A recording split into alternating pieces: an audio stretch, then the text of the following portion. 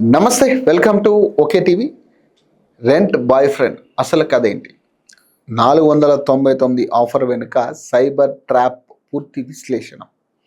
ఒకప్పుడు మనం డేటింగ్ అంటే ఒక వ్యక్తి ఇంకొక వ్యక్తిని కలవడం అనుకునేవాళ్ళం. ఇప్పుడు సోషల్ మీడియా కాలంలో డేటింగ్ కూడా ఒక బిజినెస్ మోడల్ అయిపోయిందా? ఇన్స్టాగ్రామ్లో poster rent boy friend, coffee date 499, movie date 1249, shopping 1499, wedding campaign 1999, full day అయితే 4499 అంటూ ఆఫర్లు చూడడానికి చాలా సింపుల్గా కనిపిస్తుంది. కానీ హైదరాబాద్ పోలీస్ కమిషనర్ సజ్జనార్ హెచ్చరిక తర్వాత ఇక్కడ మనం అసలు అడగాల్సిన ప్రశ్న ఒకటే: ఇది నిజంగా కాంపానియన్షిప్ సర్వీస్నా, లేక సోషల్ మీడియాను అడ్డం పెట్టుకుని నడిపిస్తున్న సైబర్ ట్రాపా? ఇవాళ మనం ఇదే విషయాన్ని ఎమోషన్ లేకుండా, ఎవరిని జడ్జ్ చేయకుండా అసలు ఈ స్కామ్ మోడల్ ఎలా పనిచేస్తుందో మాట్లాడుకుందాం. 499 ఎందుకు? ముందుగా ఒక చిన్న ప్రశ్న: ఎవరైనా మోసం చేయాలనుకుంటే నాకు 50,000 పంపు అని మొదటి మెసేజ్లో అడుగుతారా? అడిగితే ఎవరు నమ్మరు. అందుకే స్కామ్లో మొదటి రూల్ చిన్న మొత్తంలో నమ్మకం సంపాదించడం. అందుకే 499 అనేది చూసినప్పుడు పెద్ద అమౌంట్ కాదు కదా అనే ఫీలింగ్ వస్తుంది. ఇదే సైకాలజీ అట్రాక్షన్. ఒకసారి మీరు పేమెంట్ చేస్తే మీకు ఆ సర్వీస్ జెన్యూన్ అనిపించే అవకాశం పెరుగుతుంది. అక్కడి నుంచి సెక్యూరిటీ డిపాజిట్, బుకింగ్ కన్ఫర్మేషన్, అలాగే రిఫండబుల్ అమౌంట్ అంటూ మరిన్ని పేమెంట్స్ అడిగే అవకాశం ఉంటుంది. అంటే 499 అసలు ధర కాకపోవచ్చు, అది కేవలం మీరు స్పందిస్తారా లేదా అని పరీక్షించే మొదటి మెట్టు కావచ్చు. అసలు టార్గెట్ డబ్బేనా? ఇక్కడ ఇంకో ముఖ్యమైన విషయం: సైబర్ క్రైమ్ అంటే కేవలం డబ్బు దోచుకోవడమే కాదు, డేటా కూడా ఒక అసెట్. మీ పేరు, మీ ఫోన్ నెంబర్, మీ సోషల్ మీడియా అకౌంట్, మీ ఫోటోలు, మీ పర్సనల్ ఇన్ఫర్మేషన్, ఇవన్నీ విలువైన ఇన్ఫర్మేషన్. ఒక ఫేక్ ప్రొఫైల్తో మీరు మాట్లాడుతున్నప్పుడు మీరు ఎంత ఇన్ఫర్మేషన్ షేర్ చేస్తున్నారో మీకే తెలియకపోవచ్చు. ఎక్కడ ఉంటారు, ఎక్కడ కలుద్దాం, మీ వాట్సాప్ నెంబర్, మీ ఫోటో, మీరు ఒంటరిగా వస్తారా, ఇలాంటి కన్వర్జేషన్లో మీరు క్యాజువల్గా చెప్పిన ఇన్ఫర్మేషన్ అవతలి వ్యక్తికి యూస్ఫుల్ డేటా కావచ్చు. అందుకే ఇది డబ్బు మోసం మాత్రమే కాదు, డిజిటల్ ప్రైవసీ ఇష్యూ కూడా. ఇక ఫోటో నిజమైనదేనా అనే డౌట్ కూడా రావచ్చు. ఇక్కడ మనం సోషల్ మీడియా యూజర్స్గా చాలా పెద్ద తప్పు చేస్తున్నాం. ఒక ప్రొఫైల్లో మంచి ఫోటో ఉంది, వెంటనే ఈ వ్యక్తి జెన్యూన్ అని అనుకుంటాం. కానీ ఫోటో వెరిఫికేషన్ కాదు. ఇంటర్నెట్ నుంచి ఫోటో తీసుకోవచ్చు, ఏఐ జనరేటెడ్ ఇమేజ్ ఉపయోగించవచ్చు, మరో వ్యక్తి ఫోటో ఉపయోగించవచ్చు, ఫేక్ ఐడెంటిటీ క్రియేట్ చేయవచ్చు. అందుకే ప్రొఫైల్ పిక్చర్ చూసి మనిషిని నిజస్వరూపాన్ని నిర్ణయించలేం. ఇది రెంట్ బాయ్ ఫ్రెండ్కి మాత్రమే కాదు, online friendship, dating, job offers, investment offers అన్నిటికీ వర్తిస్తుంది. ఇక అసలు ఈ ట్రాప్లో సైకాలజీ ఏంటి?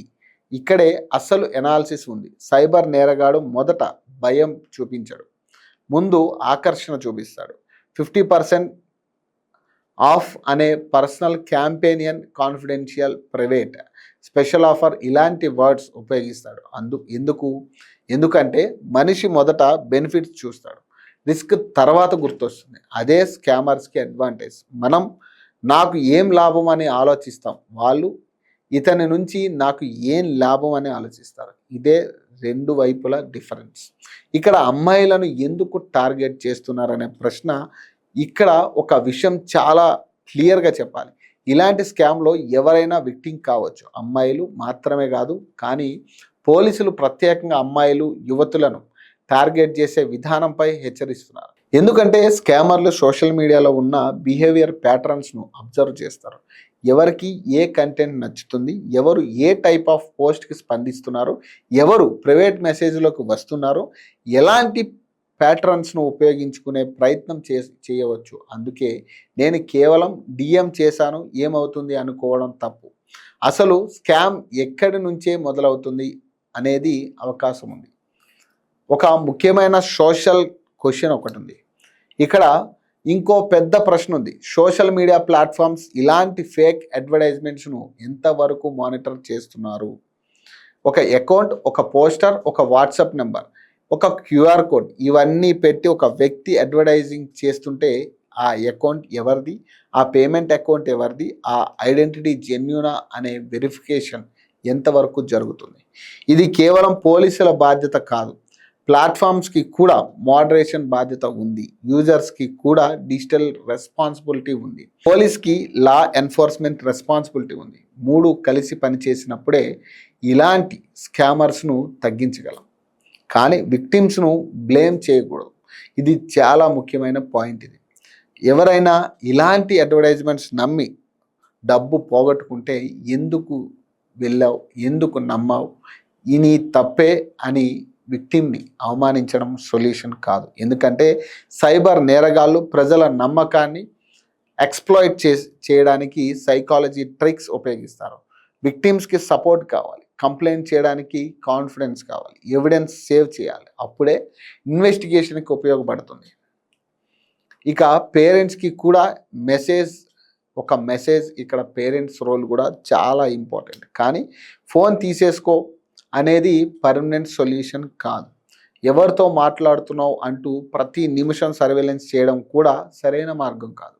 దాని బదులు పిల్లలతో డిజిటల్ సేఫ్టీ గురించి మాట్లాడాలి. Unknown accounts, online payments, personal photos, meeting strangers, scam messages, వీటి గురించి అవేర్నెస్ కల్పించాలి. ముఖ్యంగా ఏదైనా సమస్య వచ్చినప్పుడు మొదట తల్లిదండ్రులకు దగ్గరకే రావాలని కాన్ఫిడెన్స్ ఉండాలి. మనం గుర్తుపెట్టుకోవాల్సిన రెడ్ ఫ్లాగ్స్, ఇలాంటి అడ్వర్టైజ్మెంట్స్ కనిపిస్తే కొన్ని వార్నింగ్ సైన్స్ గుర్తుపెట్టుకోండి. రెడ్ ఫ్లాగ్ 1, చాలా అట్రాక్టివ్ ఆఫర్స్ ఉంటాయి. ఇక రెండోది 50% ఆఫ్ లిమిటెడ్ టైం అనేది. అలాగే పర్సనల్ డిఎంకి రావాలని ఒత్తిడి. ఇంకొకటి ముందుగా పేమెంట్ అడగడం. ఇక ఐదోది సెక్యూరిటీ డిపాజిట్, రిఫండబుల్ ఛార్జెస్. ఇక ఆరోది పర్సనల్ ఫొటోస్ లేదా సెన్సిటివ్ ఇన్ఫర్మేషన్ అడగడం. ఇక ఏడోది అసలు బిజినెస్ ఐడెంటిటీ స్పష్టంగా లేకపోవడం. ఇవన్నీ కలిస్తే ఒక్క క్షణం ఆగండి, డీల్ మిస్ అవుతుంది అని భయపడకండి. డీల్ పోతే పోని, మీ సేఫ్టీ పోకూడదు. పోలీసుల హెచ్చరికలో అసలు మెసేజ్ సిపి సజ్జనార్ ఇచ్చిన వార్నింగ్ని ఒక లైన్లో చెప్పాలంటే, సోషల్ మీడియాలో అట్రాక్టివ్గా కనిపించే ప్రతి ఆఫర్ నిజమైనవి కాదు. ప్రత్యేకంగా రెంట్ బాయ్ ఫ్రెండ్ లాంటి ఆఫర్ కనిపిస్తే అవి జెన్యూన్ సర్వీస్ అని ఎస్యూమ్ చేయకుండా చాలా జాగ్రత్తగా ఉండాలి. ముందుగా డబ్బు పంపకుండా అపరిచితులతో పర్సనల్ ఇన్ఫర్మేషన్ షేర్ చేయకూడదు. అనుమానాస్పద అకౌంట్ను రిపోర్ట్ చేయాలి.